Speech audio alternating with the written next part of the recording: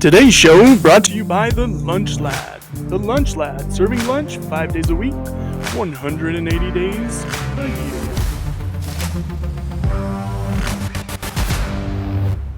And welcome back to the Razor's Rise halftime show.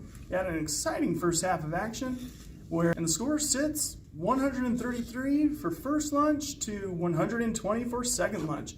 I mean, it's a really close battle. What are some things you saw out there?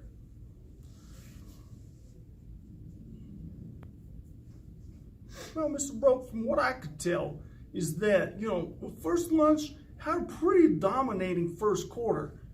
And then, second lunch made a pretty good comeback that second quarter. First lunch, what I saw was, in the first quarter on Monday was that, second lunch had a real hard problem staying with their inside voices.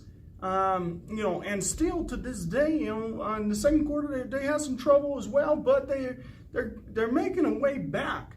One thing that I really noticed and that I take a big strong note of was how the second lunch came back in the second quarter with the self-cleanup. Now, that was a big deal in keeping the food in the cafeteria. They really did it. There was a couple guys that really stepped up second lunch. Irie Reading and Michael Foote, Sam Smith, Isaiah Morris, Braddock Sorensen, Joseph Gallardo.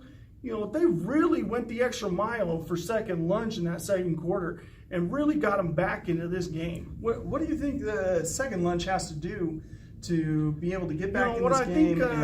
Second lunch is going to have to do this what I think second lunch is going to have to do this second half is really tone down a couple of those guys that are using the screaming and yelling and roughhousing, because really it's only one or two that are really bringing down second lunch. And I think first lunch they really got to maintain what they've been doing, behaving well, and maybe they just pick it up with a little bit more self cleanup. Keeping their food in the cafeteria and going the extra mile by a few of those guys to really get some extra points here in the second half. Going out of their way to really help make sure that the first lunch stays really nice and that everybody's following the razor sharps. Well, that's it for our halftime show. Second half is coming right up.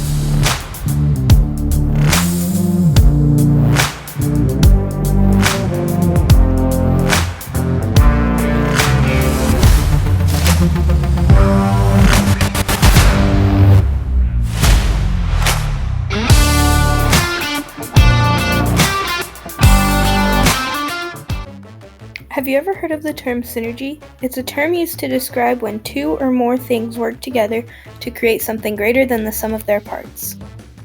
Think of a puzzle. Each piece on its own may seem insignificant, but when you put all the pieces together, it creates a beautiful picture.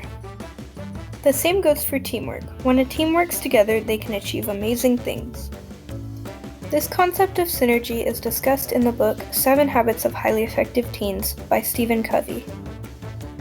In the book, Covey emphasizes the importance of working together and how it can help us achieve our goals. Synergy is not just about working together. It's about understanding and respecting each other's strengths and weaknesses. By doing this, we can complement each other and create something greater than we could ever do alone. Synergy is also about being open to new ideas and perspectives.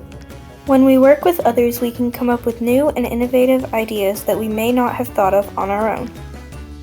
So, the next time you are working on a group project, remember the power of synergy. Together, you can accomplish amazing things.